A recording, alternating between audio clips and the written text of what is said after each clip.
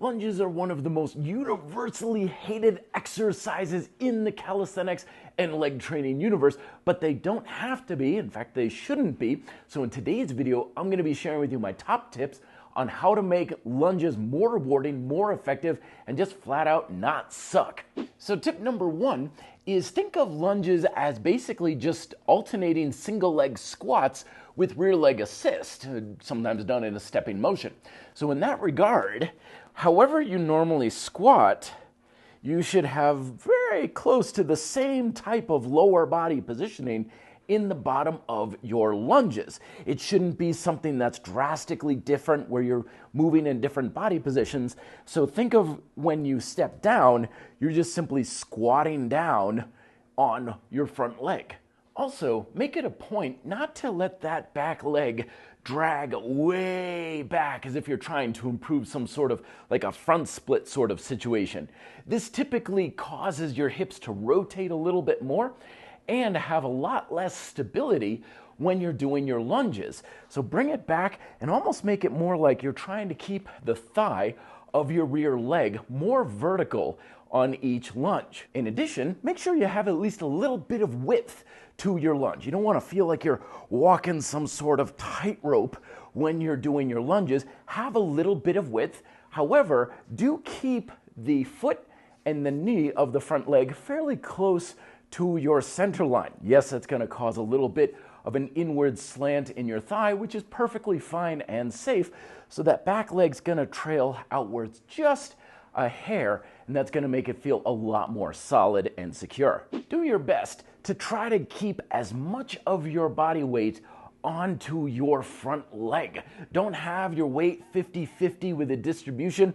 Remember, we're essentially trying to squat on our front leg, so get as much weight onto this leg as possible, keeping the glutes and the hamstrings tense so that there's as little weight on the back leg as possible. This will make the exercise more effective, but it also helps to prevent you from one of the biggest sins in lunges, which is basically pushing off your back leg instead of pulling yourself up and forward with your front leg as you stand back up. A good rule of thumb for allowing the glutes to work harder is keep roughly the same angle in both the shin and your torso when you are in the bottom of the lunge position. We don't want to be hunching forward, nor do we necessarily want to be upright like this because now I've got a lot more weight on my back leg.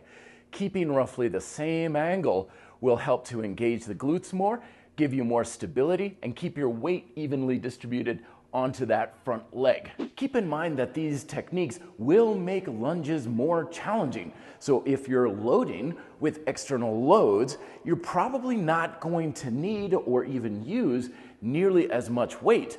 But I see that as a very good thing. When we have too much weight, we have a tendency to keep the weight 50-50, pushing off the back leg, using momentum, and so on. But as I always like to say, heavy technique, lightweight is the way to keep things safer, more manageable, but also a heck of a lot more effective in creating a stimulus to make the muscles stronger. Typically, I recommend using reverse lunges instead of the standard step forward lunge. This has several advantages. One is you can kind of feel more like you're squatting onto that front leg. And two, it gives you the ability to feel your hips and hamstrings work to pull your hips up into full extension as opposed to feeling like you're stepping down and then trying to push off and back. It's a little more controlled and more practical since we typically pull ourselves forward with the front leg when walking and running. And if you do want to employ walking lunges, I recommend practicing as if you're stepping up and over an obstacle. This gives you more of a feeling of stepping down into the lunge as opposed to just kind of feeling like you're placing your foot down and then your momentum shifts forward. Keep your shoulders back if you're holding on to weight. Back is engaged, up and down. That'll give you a lot more control emphasize that squatting motion, and have less stress in the knees. Don't forget to check out my other video on how to make your planks not suck to get the most out of that exercise. And if you feel like I've missed anything about lunge training that you'd see addressed, leave it down below in the comments section so I can address it in another video or just answer you directly. As always, like, share, subscribe. I got many more of these videos coming out, and thank you very much for watching. Be fit and live free.